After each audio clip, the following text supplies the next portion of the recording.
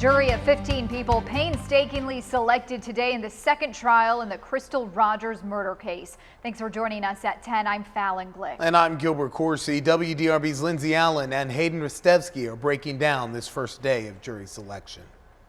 It was 7 hours of intense questioning and scrutiny of this potential jury pool, a pool of 132 people, whittled down to just 15 people. By all accounts, it's going to be a pretty even split. You've got 8 men, 7 women. There'll be 12 members of the jury and then 3 alternates. And Hayden, the reason this case was moved down to Bowling Green was because of all of the immediate attention on the Crystal Rogers murder case. And boy, was that point driven home again and again on Tuesday. A major focus, Lindsay. The judge even took time to question several potential jurors individually. He wanted to know how much they knew about this case, where they got that information. Were they watching the news? Were they listening to a true crime podcast or maybe watching a documentary about the case? Or did they just hear about it from social media or friends and family? And if the jurors knew too much about this case or gave the judge any inclination that they could not be fair and impartial, they were sent home.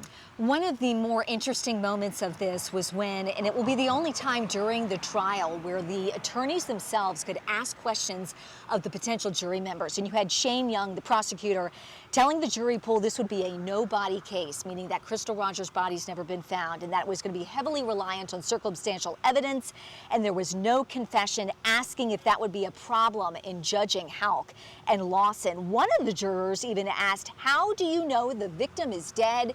In which Shane Young replied, "That's for me to prove." And then when it was the defense's turn to ask questions of those jurors, some more interesting things coming up, including this idea of suspicion and rushing to judgment. Brian Butler, the attorney representing Brooks Houck, even referencing several big cases throughout history, the Atlanta Olympics bombing, the JonBenet Ramsey case from the 90s, and even the Karen Reed trial that wrapped up last week out of Boston, pretty much trying to drive home the point that jumping to conclusions doesn't always lead people to the truth. Brian Butler at one point motioning over to Brooks Houck said, "You're about 40, right?" And he said, "Yes, sir." And those were the only 2 words that we heard from either defendant today. Yeah, didn't hear anything from Joseph Lawson, but we know that things are going to pick back up here with opening statements at 8:30 Wednesday morning. We will hear from the prosecutor and from both of the lead attorneys representing Brooks Houck and Joseph Lawson. Stay with WDRB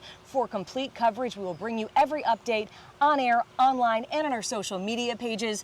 Reporting in Bowling Green with Lindsay Allen, I'm Hayden Restevsky, WDRB News.